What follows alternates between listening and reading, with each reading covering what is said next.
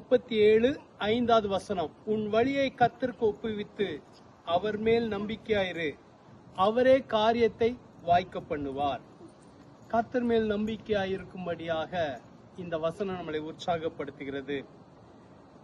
கர்த்தர் மேல் நம்பிக்கையா இருக்கும்போது கர்த்தருடைய வழிகளிலே அவர் நம்மளை நடத்த வல்லவராக இருக்கிறார். ஆகவேதான் அந்த வார்த்தை சொல்கிறது, உன் வழியை கர்த்தருக்கு ஒப்புவித்து அவர் மேல் நம்பிக்கையாயிரு. நம்முடைய வழிகளை அவரிடத்துல எப்பொழுது ஒப்பு கொடுக்க முடியும் என்றால், அவர் மேல் நம்பிக்கையா இருக்கும் போது நம்முடைய வழிகளை அவரிடத்துல ஒப்பு கொடுப்போம்.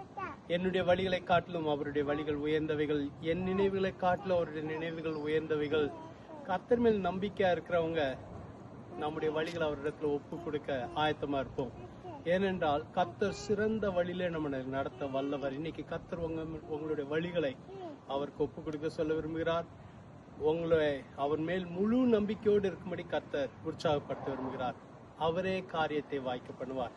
யாரெல்லாம் கர்த்தரிடத்துல நம்முடைய வழிகளை ஒப்பு கொடுத்து அவர் மேல் நம்பிக்கையா இருக்கிறோமோ, நமக்காக அவர் யாவையும் செய்து முடிக்க வல்லவர். நம்முடைய காரியங்களை வாய்க்க பண்ண வல்லவர். சோர்ந்து போகாதீங்க, கர்த்தர் மேல் நம்பிக்கையா இருங்க, அவரே காரியத்தை வாய்க்க பண்ணுவார். ஜெபிக்கலாமா? எங்களை அதிகமாய் நேசிக்கிற நல்ல ஆண்டவரே, எங்கள் காரியங்களை நீர் வாய்க்க பண்ணுகிற தேவனா இருக்கிறதுக்காக நன்றி.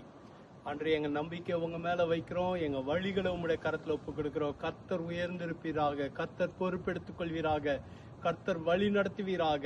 உங்களுடைய பிள்ளைங்க அற்புதங்களை பார்க்கட்டும். இந்த நாள் ஆசீர்வதிக்கப்பட்ட நாளாக இருக்கட்டும். மீட்பர் இயேசுவின் மூலம் ஜெபிக்கிறோம் பிதாவே, ஆமென். கர்த்தர் உங்களை ஆசீர்வதிப்பாராக. ஆமென்.